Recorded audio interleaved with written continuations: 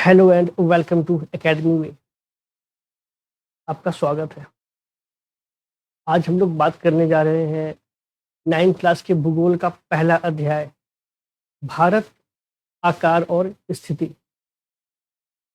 मगर इससे पहले मैं डायरेक्ट किताब खोलूँ और आपको पढ़ाना शुरू कर दूँ, पहले आपके लिए ये जानना ज़रूरी है कि इस चैप्टर का महत्व क्या है, इस अध्याय का महत्व क्या है। देखिए, हो सकता है कि आप ये वीडियो देख रहे हों और आप 9th क्लास के स्टूडेंट ना हों, मगर फिर भी मैं आपसे कुछ सवाल पूछना चाहूँगा।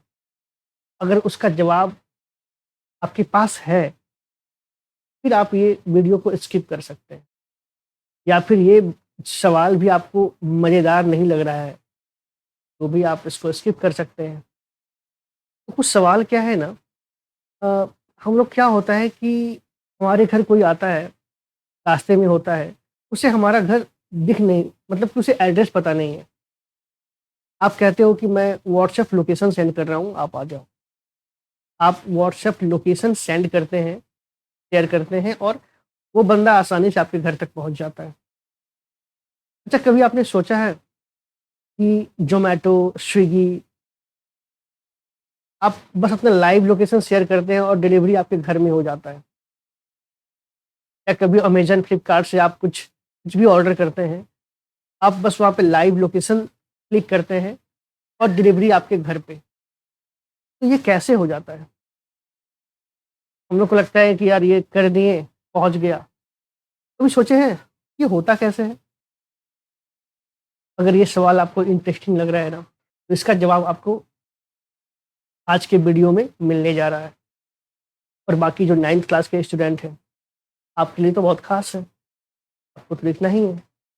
तो आइए हम लोग एक-एक करके बात करते हैं इस अध्याय पे। तो उसके लिए आपको मेरे साथ चलना पड़ेगा मेरा क्लासरूम। तो चलिए, फाइनली आ गए हम लोग अपने क्लासरूम में, और जिस टॉपिक पे हम लोग बात करने जा रहे हैं वो है भारत, आकार और स्थिति।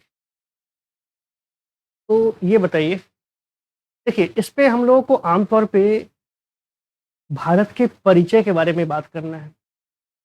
सपोज़ कीजिए आपके बारे में कोई आपसे परिचय पूछे, या मान लीजिए कोई इंसान आपको बाहर में मिलता है, आप उसे नहीं जानते हो। आप उससे बोलते हो कि भैया आप अपना परिचय दो। आप बताते हो कि मैं उस गाँव का रहने वाला हूँ। तो वो बोलता है, अच्छा उस गाँव में कहाँ रहते हो? मैं कुछ लोगों को जानता हूँ वहाँ पे। आप अपने पड़ोसी के नाम बताते हो, है कि नहीं? आप अपने उसके बाद फिर अपने बारे में अपना शैक्षणिक योग्यता बताते हो आप, क्या है, नहीं है। तो कहने का मतलब है कि उसी तरह अगर कोई विदेशी अपने देश के बारे में बात करे, तो आप क्या बताओगे? कि भाई हमारा देश जो है, हमारे पड़ोसी देश ये सब हैं, हम लोग एशिया महादेश में हैं, हमारा कौन से अक्षांश और कौन से देशांतर के बीच में हमारा कंट्री है, ये सब बताओगे उससे। तो इन शॉर्ट कंप्लीट अपना आप परिचय बताते हो। चलिए बात करते हैं फिर, और जो सवाल मैंने किया है आपसे ना, उसका जवाब इसमें मिलने वाला है, थोड़ा-सा सब्र रखिएगा। भारत विश्व की प्राचीनतम संस्कृतियों में से एक है। प्राचीनतम संस्कृतियों, अच्छा संस्कृति क्या होता है? इंग्लिश में बोलते हैं कल्चर। अगर आपको डिफाइन करने का मौका मिले कि व्हाट इज़ कल्चर, संस्कृति क्या है, आप क्या बोलोगे? मुझे पता है आप समझ रहे हो, पर शायद बोलने में सही शब्द का चुनाव ना कर पाओ आप। होता क्या है ना कि कभी मान लीजिए आप कहीं शादी करते हो दूर-दराज के घर में, आपको महसूस होता है कि वहाँ का कल्चर, यहाँ का कल्चर में अंतर है।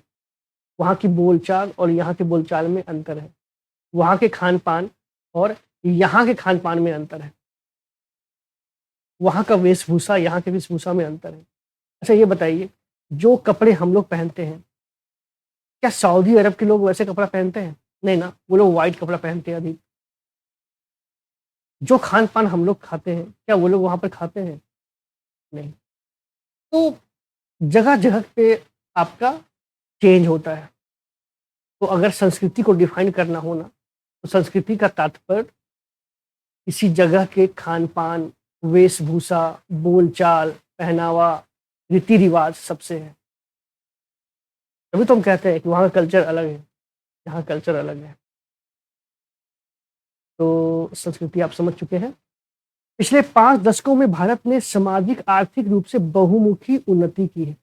दशक तो आप समझ रहे हैं ना, 10 साल का 1 दशक होता है, यानी 5 दशक की बात की जा रही है, तो मतलब पिछले 50 साल में जो हमारे देश ने बहुमुखी उन्नति की है ना, उसके बारे में बात की जा रही है।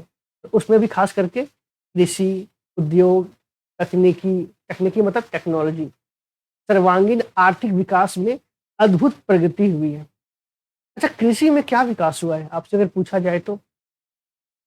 देखिए, अभी आप देखते हैं ना, आपके गाँव में ट्रैक्टर देखने को मिलता है कि ट्रैक्टर आया, एक बार में खेत की जुताई करके चला जाता है। जब काटना होता है, तो आज के डेट में हार्वेस्टर आ चुका है। तो बहुत सारी तकनीक आ चुके हैं। पर क्या पहले ऐसा था? नहीं, पहले ऐसा नहीं था।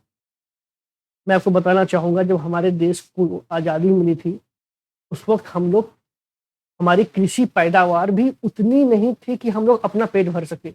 हम लोगों को विदेश से आयात करना होता था। मगर आज हम लोग इतनी पैदावार कर रहे हैं खेती में कि बाहरी देशों को हम लोग यहाँ से निर्यात करते हैं। पहले आप देखते होंगे कि बैल से, हल से जुताई की जाती थी, अब नहीं की जा रही है वैसे। तो प्रगति तो हुई है। उद्योग में भी देखिए, आज मेक इन इंडिया प्रोग्राम के तहत हर चीज़ लगभग हम लोग अपने देश में बना रहे हैं। तकनीकी की बात करें, टेक्नोलॉजी की, मैं यहाँ अपने ऑफिस में बैठ के अपना ये वीडियो रिकॉर्ड कर रहा हूँ और आप वहाँ पर बैठ के मोबाइल में ये वीडियो देख रहे हो। टेक्नोलॉजी का ही तो कमाल है ना, है कि नहीं? आज चंद्रयान हम लोग चंद्रमा पे पहुँचा दिए। तो ये क्या? ये भी आपका एक तकनीकी का ही विकास है। मतलब कि आर्थिक विकास में भी हम लोग प्रगति किए हैं। आर्थिक विकास क्या है? आज देखिए, लगभग हर किसी के पास बैंक अकाउंट है। आपको किसी को भी पेमेंट करना होता है, फ़ोन पे लेते हैं, क्लिक करते हैं। टेक्नोलॉजी और इकोनॉमी का कितना अच्छा उदाहरण है। भारत का विश्व इतिहास में भी महत्वपूर्ण योगदान रहा है।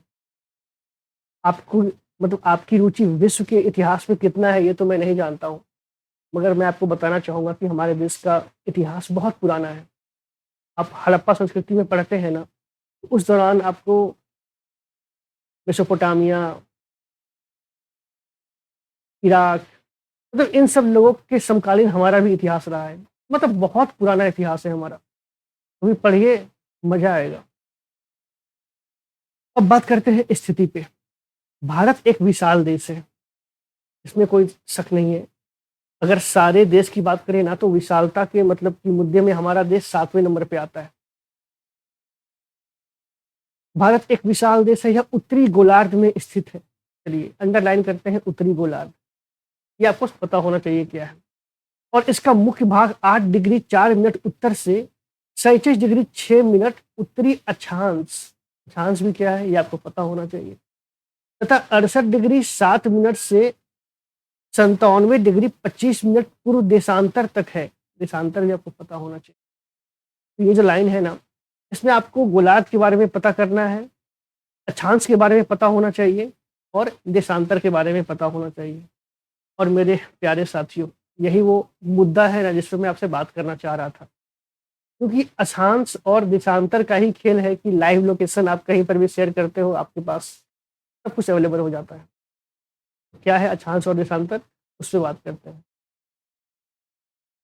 अगर आप ये ग्लोब देख रहे हैं, ये जो ग्लोब आप देख रहे हैं यहाँ से, इसमें 2 तरह का रेखा आपको देखने को मिलेगा। एक आपका क्षैतिज रेखा है, ये जो आप देख रहे हो, ब्लू लाइन जो मैं खींच रहा हूँ, है ना, बिल्कुल क्षैतिज। एक दूसरे के समानांतर भी है और क्षैतिज भी है। तो इन रेखाओं को हम लोग कहते हैं अक्षांश रेखा। और सबका एक अलग-अलग वैल्यू दिया हुआ है। ये 0 डिग्री है, ये आपका 15 डिग्री है, ये 30 डिग्री है, ये 45 डिग्री है, ये 60 डिग्री है, ये 75 डिग्री है और ये आपका 90 डिग्री जाता है। तो कहने का मतलब है कि अक्षांश जो है आपका 90 ऊपर जा रहा है और 90 नीचे जा रहा है। सब मिला के 180 डिग्री अक्षांश है। लेकिन ये जो बीचों-बीच रेखा है ना, इसे हम लोग कहते हैं 0 डिग्री अक्षांश और इसे हम लोग विषुवत रेखा कहते हैं। आपने नाम सुना होगा, बिल्कुल सुना होगा। विषुवत रेखा हम लोग 0 डिग्री अक्षांश को ही कहते हैं। ये जो लाइन देख रहे हैं ना आप, ये डॉट, डॉट, डॉट, डॉट, ये आपका अक्षांश रेखा है। तो एक बात तो है, आपको ये पता होना चाहिए कि अक्षांश आपका कौन-कौन से कंट्री मतलब कि विषुवत रेखा जो है, कौन-कौन से देश से होकर गुजरा है। पर इसमें इस मुद्दे पे अभी हम लोग बात नहीं करते हैं। अभी अक्षांश और देशांतर तक ही हम लोग खुद को सीमित रखते हैं। ये तो हो गया ना, अब उसके बाद आप देख सकते हैं, ये जो 0-0 डिग्री है ना, ये आपका जो लंबवत है, ऊर्ध्वाधर, इधर, इधर, इधर ये सारा जो जा रहा है ग्लोब में, ये आपका सारा जो है, ये आपका देशांतर रेखा कहते हैं हम लोग। तो जो आपका ये ब्लू वाला लाइन है, ये आपका अक्षांश है और ये जो रेड वाला लाइन है ना, ये आपका देशांतर है। तो अक्षांश और देशांतर जो है, इसका उपयोग हम लोग खास करके किसी भी स्थान की स्थिति, दूरी, दिशा जानने के लिए करते हैं। कैसे जानते हैं, यही तो मुद्दा है, बताता हूँ मैं। ये आप समझ चुके हैं ना, ये आपका अक्षांश है और ये आपका देशांतर रेखा है। आप देख रहे होंगे यहाँ पर उत्तरी लिखा हुआ है और नीचे लिखा हुआ है क्या, दक्षिणी दो। कहने का क्या मतलब है कि इस 0 से अगर ऊपर उत्तर की ओर जाते हैं, हम लोग कहेंगे उत्तरी अक्षांश। तो 15 डिग्री उत्तरी अक्षांश भी है और यहाँ भी 15 डिग्री दक्षिणी अक्षांश में भी है। अंतर क्या है कि 15 डिग्री दक्षिणी अक्षांश ऑस्ट्रेलिया को टच कर रहा है, यहाँ से गौर से देखिए, और 15 डिग्री उत्तरी अक्षांश जो आपका है, ये आपका भारत को टच कर रहा है। तो सिर्फ अक्षांश जानने से मतलब नहीं है, आपको ये भी जानना है कि आप उत्तरी अक्षांश की बात कर रहे हो या दक्षिणी अक्षांश की बात कर रहे हो। तो हम लोग पूरे ग्लोब को जो है ना, हाँ, ये भी है कि जो यहाँ पे लिखा हुआ है गोलार्ध, उत्तरी अक्षांश को हम लोग उत्तरी गोलार्ध भी कहते हैं। ये पूरे ग्लोब को आपने आधा काट दिया है बीच से। अब जो ऊपर वाला एरिया है, इसे आप कह रहे हैं उत्तरी गोलार्ध, और ये जो नीचे वाला एरिया है, इसे कह रहे हैं आप दक्षिणी गोलार्ध। ये तो आप मौखिक रूप से समझ चुके हैं। अब मैं इसे थोड़ा-सा आपको डिटेल में समझाना चाहूँगा, जिससे आपको अच्छे से समझ में आ जाए। उसके लिए आपको मेरे साथ दूसरे स्लाइड में चलना होगा। चलिए चलते हैं फिर। आइए यहाँ पे समझते हैं अक्षांश और देशांतर को। सबसे पहले हम लोग एक ग्लोब लेते हैं, इसमें पृथ्वी को हम लोग दिखा सकें अच्छे से। मान लीजिए ये आपका पृथ्वी है। मैं आपको बताना चाहूँगा कि अक्षांश और देशांतर एक काल्पनिक रेखा है, जिसका उपयोग हम लोग किसी भी जगह की स्थिति जानने के लिए करते हैं। काल्पनिक रेखा का मतलब है कि अगर आप इसे ढूँढने निकलोगे तो आपको नहीं मिलने जा रहा है। आप सोचोगे कि हम निकल जाएँ और कहाँ पे ये रेखा दिखे मुझे, तो वो दिखाई नहीं देगा। ये हम लोगों ने काल्पनिक तौर पे माना है, पूरे पृथ्वी को अक्षांश और देशांतर रेखाओं में बाँट के। अब मान लीजिए ये आपका पृथ्वी है, थोड़ा मैं इसे बड़ा कर देता हूँ, ताकि आपको समझने में आसानी हो। और इसे ग्रिड में बाँट देते हैं। ऐसा करने से क्या होगा कि ये मान लीजिए यहाँ पे 2 रेखा दिख रहा है ना आपको, एक है आपका ये, जिसे हम लोग कहते हैं अक्षांश रेखा। ये हो गया आपका अक्षांश, और ये आपका हो गया देशांतर। ये आपका है देशांतर, हरा वाला रेखा। तो जो क्षैतिज लाल वाला है, ये आपका है अक्षांश और ये हरा वाला है आपका देशांतर। तो मेरे प्यारे साथियों, अब आप यहाँ से 2 चीज़ नोटिस कर रहे हैं। एक लाल के ऊपर वाला भाग है, इसे हम लोग कहेंगे उत्तरी अक्षांश। उत्तरी अक्षांश। और एक है लाल के नीचे वाला भाग, लाल के पूरा नीचे वाला भाग, ये आपका हो जाएगा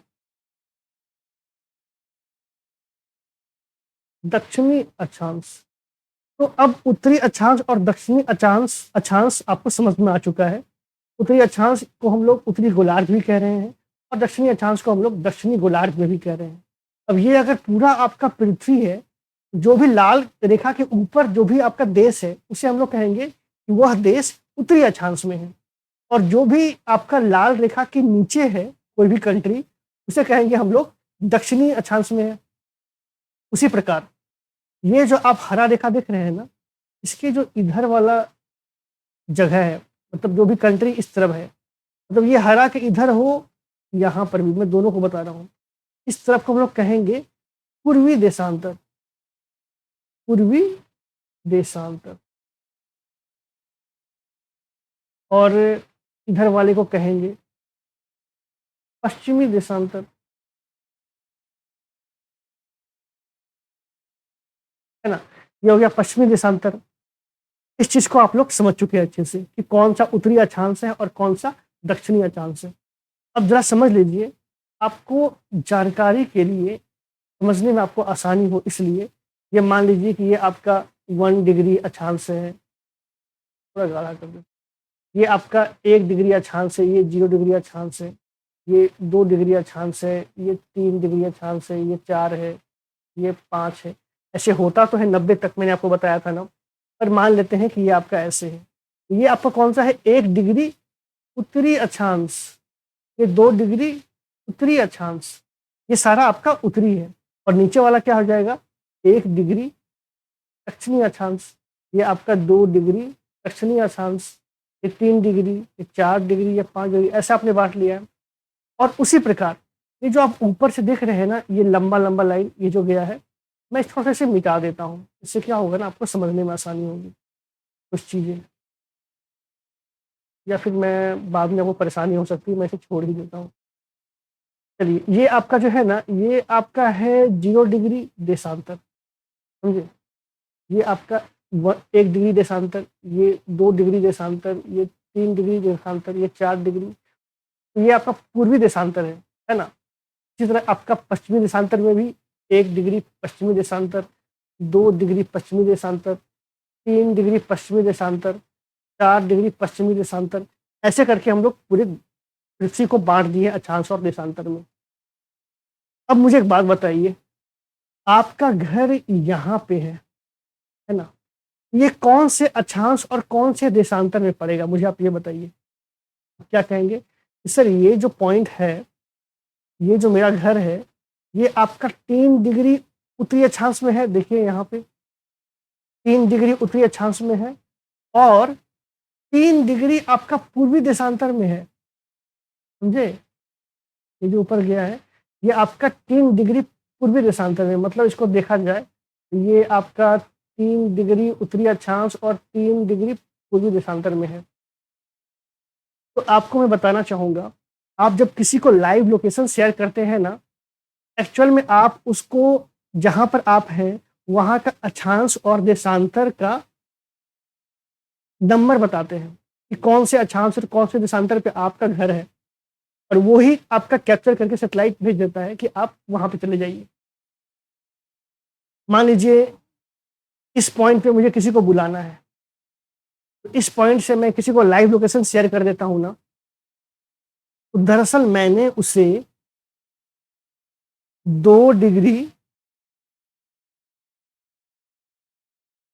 दक्षिणी अक्षांश और 3 डिग्री पूर्वी देशांतर, ऐसा करके मैंने उसे इंफॉर्मेशन भेजा है। अब वो क्या है, वो लाइन दिखा देगा कि ये पॉइंट कहाँ पे है, और वो जहाँ पर भी रहेगा उसे उस देशांतर, मतलब उस पॉइंट तक वो पहुँचा देगा। ये अक्षांश और देशांतर वाला पॉइंट यहाँ पे है, तो वो हमें हमारा घर दिख जाता है उससे। मान लीजिए कोई यहाँ पर भी हो सकता है कि नहीं। इससे अगर कहना हो तो ये क्या होगा, देखिए ये आपका 3 डिग्री है पश्चिमी देशांतर, और ये आपका है 3 डिग्री दक्षिणी अक्षांश। समझिएगा, बड़ा ही सिंपल चीज़ है, ज़्यादा इसमें कंफ्यूज नहीं करना है कि नहीं। थोड़ा सा पॉज करके गहरी सांस लीजिए और समझिए, बहुत आसान है। मेरा ये कहना है, चलिए मैं थोड़ा सा इसे हटा देता हूँ, आप थोड़ा सा कंफ्यूज कर जा रहे हैं इन सब चीज़ों से। ये सब हट चुका है, ये सब हट चुका है। आपको बस अक्षांश और देशांतर देखना है ना? मैं ये कह रहा हूँ आपसे कि ये कौन सा पॉइंट है, मुझे ये बताया जाए कि ये कौन सा पॉइंट है, इसका अक्षांश और देशांतर आप मुझे बताइए। आप कहेंगे कि सर ये जो है ये इधर है ना, इसका मतलब कि ये पॉइंट आपका 3 डिग्री पश्चिमी देशांतर में है, और ये आपका लाल के ऊपर है ना, इसका मतलब ये 4 डिग्री अक्षांश, मतलब 4 डिग्री इसका अक्षांश है और 3 डिग्री आपका देशांतर है। और 4 जो है ये आपका उत्तरी अक्षांश है, और ये 3 जो है ये आपका पश्चिमी देशांतर है। समझे? तो ठीक इसी प्रकार हम लोग क्या करते हैं कि कोई भी पॉइंट का, मान लीजिए जहाँ पे मैं अभी हूँ, यहाँ का भी, इस पॉइंट का भी, इस घर का भी कोई ना कोई अक्षांश और देशांतर होगा ना, क्योंकि मुझे पता है कि मेरा भारत जो है वो आपका उत्तरी अक्षांश और पूर्वी देशांतर में पड़ता है। तो मैं कहता हूँ कि मैं जिस जगह पे हूँ इसका अक्षांश और ये अक्षांश और देशांतर कुछ तो होगा ना, वही मैं किसी को शेयर करता हूँ लाइव लोकेशन के तौर पे, और वो आदमी सेटेलाइट के थ्रू वहां तक पहुंच जाता है। चलिए, उम्मीद करते हैं कि आपको ये अक्षांश और देशांतर समझ में आ चुका है। अब मान लीजिए थोड़ा सा और संयम रखिएगा, इसे हटा देते हैं, इसे मैं हटा देता हूँ, है ना, इसे हटा देता हूँ। अब मैं आपसे ये कह रहा हूँ कि 0 डिग्री अक्षांश को हम लोग विषुवत रेखा कहते हैं, ये आप जानते हैं, विषुवत रेखा। उसके बाद ये 30 डिग्री, ये 20 डिग्री, ये आपका 40 डिग्री, ये आपका 60 डिग्री, और वो आपका जो भी है। कहने का मतलब है कि आपको पता होना चाहिए कि आपका जो देश है वो कौन से अक्षांश के बीच में है और किस से किस देशांतर के बीच में है। देखिए 23.5 डिग्री का जो रेखा होता है ना, मान लीजिए यहाँ से आपका एक रेखा खींचिए, थोड़ा सा पतला खींचिए, ये रेखा जो आपका है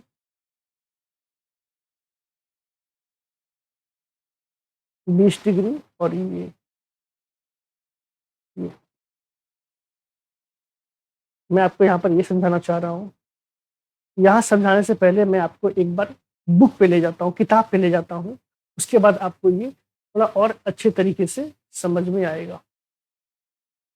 चलिए, उसी को आगे बढ़ाते हुए हम लोग ये समझते हैं कि हमारा देश जो है वो कौन से अक्षांश के बीच में है। तो हमने यहाँ पर देखा था ना कि इसका मुख्य भाग 8 डिग्री 4 मिनट उत्तर से, यानी देखिए ये जो रेखा है ना, ये आपका जो गया है ये आपका 8 डिग्री 4 मिनट, ये आपका उत्तरी अक्षांश में है, और ये जो आपका यहाँ पे है ये आपका 37 डिग्री 6 मिनट, ये आपका जो है उत्तरी अक्षांश में,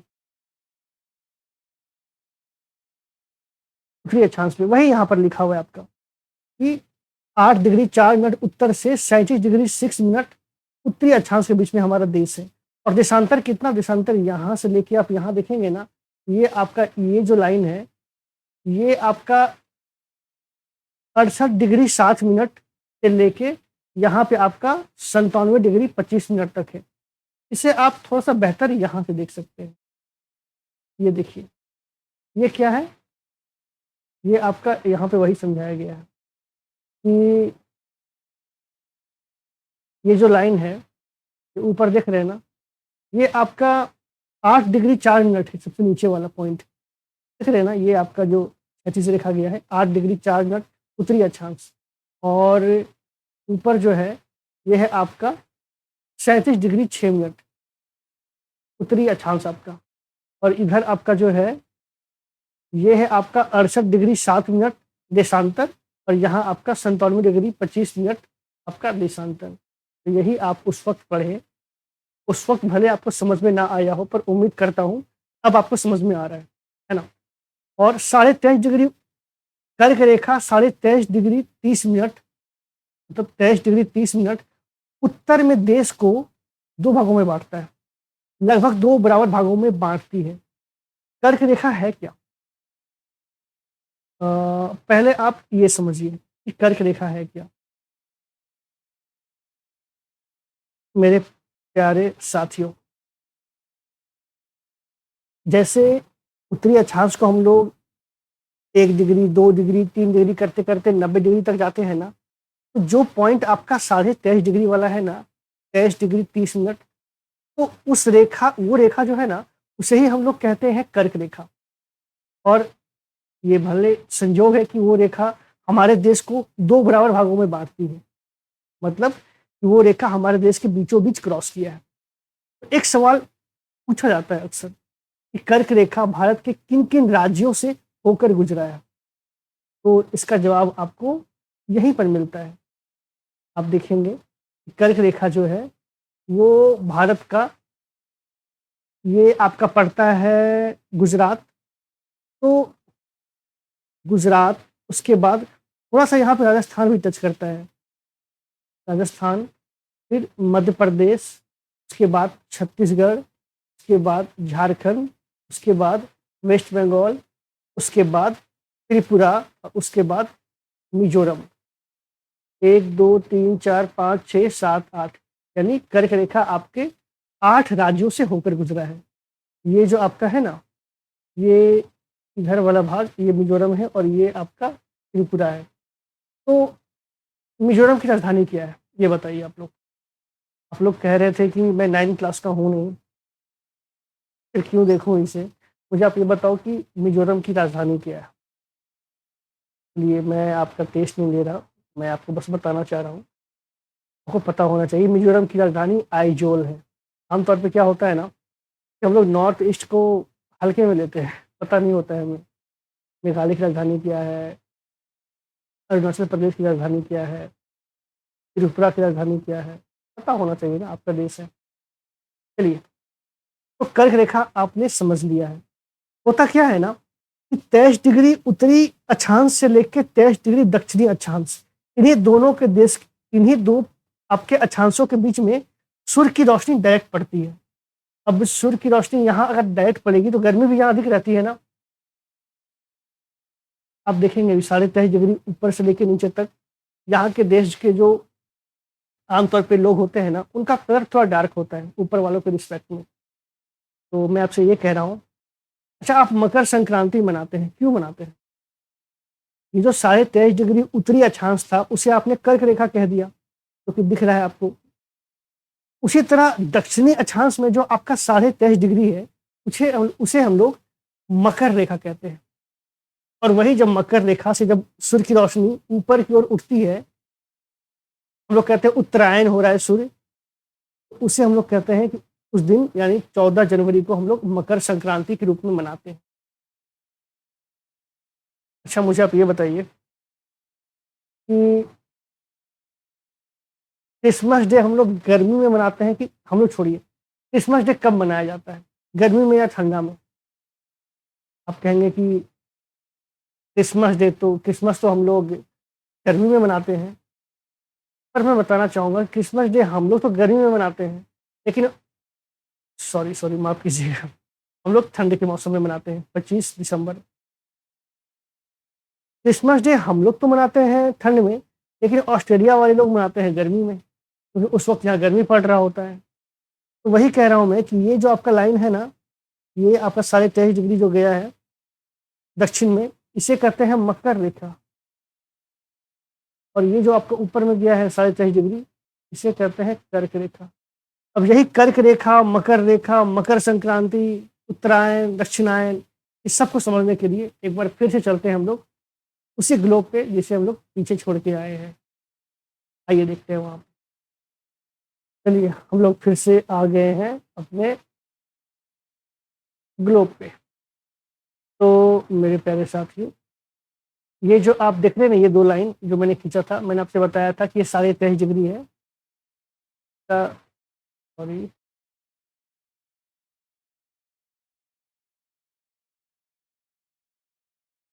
इसे देखा जाए तो ये आपका, इसका जो वैल्यू है ये 23 डिग्री आपका 30 मिनट है और इसका भी आपका वैल्यू 23 डिग्री आपका 30 मिनट है। लेकिन इस रेखा को जो हम लोग कहते हैं ना, इसे कहते हैं हम लोग कर्क रेखा, और इसे कहते हैं हम लोग मकर रेखा। इसे हम लोग कह रहे हैं मकर रेखा। तो जब सूर्य की रोशनी यहाँ, अब चूंकि सूर्य का रोशनी जो होता है ना, वो हमेशा इसके इधर और इसके इधर ही, मतलब इन दोनों लाइन के बीच में ही रहता है। कर्क रेखा और मकर रेखा के बीच में ही सूर्य की रोशनी डायरेक्ट पड़ती है, बाकी ऊपर नीचे तिरछा पड़ता है। तो सूर्य जब, समझिएगा, सूर्य की रोशनी जब आपको यहाँ पर पहुँचती है, उसके बाद वो उधर नीचे की ओर ऊपर की ओर बढ़ता है। हम लोग कहते हैं उत्तरायण हो रहा है। तो जैसे यहाँ पे पहुँचता है ना, इसलिए हम लोग कहते हैं कि आज मकर संक्रांति है। इसके बाद सूर्य ऊपर की ओर उठना शुरू कर देता है। तो जब सूर्य की रोशनी मकर रेखा पे होती है, हम लोग मकर संक्रांति मनाते हैं। और 21 मार्च का दिन होता है जब आपका सूर्य का रोशनी, सूर्य बिल्कुल लंबवत पड़ती है इसके ऊपर विषुवत रेखा पे। आपका 21 मार्च, 21 मार्च, इस दिन सूर्य यहाँ रहता है। देखिए, हम लोग कहते हैं कि 12 महीने का साल होता है ना, 21 मार्च को यहाँ पे है ना, 3 महीना ऊपर जाने में लेता है। मतलब 3 महीने के बाद ये पहुंच जाता है कर्क रेखा के पास, यानी मार्च, अप्रैल में जून। जून में आपका सूर्य आपका यहाँ पे रहता है, और फिर जून से जुलाई, अगस्त, सितंबर, फिर आपका सितंबर में यहाँ पे आता है विषुवत रेखा पे। और उसके बाद अक्टूबर, नवंबर, दिसंबर, दिसंबर में फिर आपका क्या कहते हैं, यहाँ पे आता है दिसंबर में। और उसके बाद दिसंबर हम लोग कहते हैं, अब चूंकि डेट थोड़ा सा ऊपर नीचे हो रहा है, क्लाइमेट चेंज हो रहा है, ये सब वगैरह, अदरवाइज यही कहा जाता है। और दिसंबर से थोड़ा सा आगे बढ़ के जब दिसंबर में यहाँ पहुँचता है, फिर आपका जनवरी में जब मकर संक्रांति होता है, उसके बाद हम लोग कहते हैं कि सूर्य अब फिर ऊपर की ओर बढ़ रहा है। ये आपका हो गया कर्क रेखा, मकर रेखा। और इसी कर्क रेखा के बीचों बीच हमारा देश है। मतलब देखा जाए तो कुछ ऐसा हमारा देश है, बीचों बीच क्रॉस किया है, तो हमारा कंट्री ऐसे है कि नहीं। तो कर्क रेखा आप समझ चुके हैं, मकर रेखा आप समझ चुके हैं, विषुवत रेखा आप समझ चुके हैं। तो समझ चुके हैं तो फिर मुस्कुराइए, और क्या चाहिए। अब चलते हैं बुक की ओर। चलिए, अब किताब में आगे की ओर बढ़ते हैं। ये हम लोग समझ चुके हैं ना, कर्क रेखा उत्तर में देश को लगभग 2 बराबर भागों में बांटती है। मुख्य भूभाग के दक्षिण पूर्व में, देखिए मुख्य भूभाग जो है ना, उसके दक्षिण पूर्व में, दक्षिण पूर्व क्या हुआ बताता हूँ मैं, उसमें अंडमान और निकोबार द्वीप समूह, बंगाल की खाड़ी में, तथा दक्षिण पश्चिम में लक्षद्वीप द्वीप समूह अरब सागर में स्थित है। ये देखिए आप यहाँ पर, ये कह रहे हैं आपसे कि अपने देश के आप दक्षिण पश्चिम गए, दक्षिण नीचे आ गए। अब दक्षिण पश्चिम बोलेंगे तो वो इधर की बात कर रहा है, और दक्षिण पूर्व की बात करेंगे तो इधर की बात कर रहे हैं। वो हमसे कह रहा है कि दक्षिण पश्चिम में आपका लक्षद्वीप है, देख रहे हैं ना, तो अरब सागर में पड़ता है। और इधर आप जाएंगे दक्षिण पूर्व में, ये आपका अंडमान और निकोबार है, जो कि आपका बंगाल की खाड़ी में है। यही आपसे कहा जा रहा है, ये तो आप समझ चुके हैं। अपनी एटलस की सहायता से इन द्वीप समूह का विस्तार याद कीजिए। चलिए, अगर आप 9th क्लास में हैं, थोड़ा सा और बेहतर जानना चाहते हैं, एटलस खोलिए और पता कीजिए लक्षद्वीप कौन से अक्षांश और देशांतर के बीच में है। इसके बारे में अंडमान निकोबार के बारे में भी पता कर सकते हैं। अब बात करते हैं हम लोग आकार की। भारत का भूभाग कुल क्षेत्रफल 32.8 लाख वर्ग किलोमीटर है। इंग्लिश में कहते हैं 3.28 मिलियन स्क्वायर किलोमीटर। भारत का क्षेत्रफल विश्व के कुल क्षेत्रफल का 2.4% है। समझिए, मान लीजिए ये आपका है, क्या कहते हैं, 100% पूरा पृथ्वी है। इसमें अगर 2.4% मान लीजिए ये है, तो इतना ही आपके देश का क्षेत्रफल है, पूरे पृथ्वी का, समझे? वही आपसे कहा जा रहा है कि भौगोलिक क्षेत्रफल का 2.4% है। चित्र 1.2 से स्पष्ट है कि भारत विश्व का 7वां बड़ा देश है। देखिए, भारत जो है ना, मैंने आपको पहले भी बताया था कि इसका सारे देशों का आप देखते हैं, सारे देशों को, उसमें भारत का स्थान 7वां है। पहले नंबर पे कौन है? रसिया है। फिर कौन है? फिर कनाडा है, फिर यूएसए है, फिर कौन सा है? फिर चाइना है, फिर ब्राज़ील है, फिर ऑस्ट्रेलिया है और फिर आपका इंडिया है। तो ये आपका नंबर है। कहीं मैं ये एक बार देख लेते हैं। हाँ, बिल्कुल। ये आपका रसिया है, फिर कनाडा है, फिर साउथ अमेरिका है, फिर चाइना है, फिर ब्राज़ील है, फिर ऑस्ट्रेलिया है, फिर भारत है। जैसे इसका हम लोग बोल रहे हैं ना कि 3.28 आपका लाख किलोमीटर आपका है, लाख वर्ग किलोमीटर। उसी प्रकार इसका है आपका 7.69, इसका 8.51, ये सबका क्षेत्रफल दिया गया है। आपके लिए ये जानना ज़रूरी है कि आपका भारत 7वें नंबर पे है और उससे पहले 6 कौन से हैं, वो भी आपको पता होना चाहिए। तो ये आपने पता कर लिया है। उसके बाद 1 सेकंड। हाँ, भारत की स्थल सीमा रेखा लगभग 15,200 किलोमीटर और समुद्री तट रेखा अंडमान और निकोबार द्वीप समूह तथा लक्षद्वीप समूह के साथ 7,516.6 किलोमीटर है।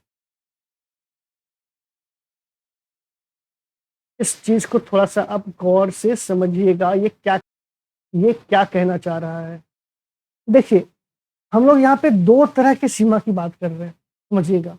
एक है आपका स्थल सीमा और एक है आपका समुद्री सीमा, जो समुद्र से आपका सीमा बनाती है। तो स्थल सीमा की बात करेंगे ना, तो वो 15,200 किलोमीटर है। ये स्थल सीमा कौन-सा है? ये देखिए, आपका यहाँ से लेके यहाँ तक होते हुए, तो समुद्र से नहीं मिल रहा है।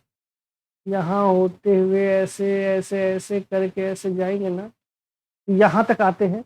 यहाँ तक आपका स्थल सीमा है, जिसे हम लोग 15,200 किलोमीटर बोल रहे हैं।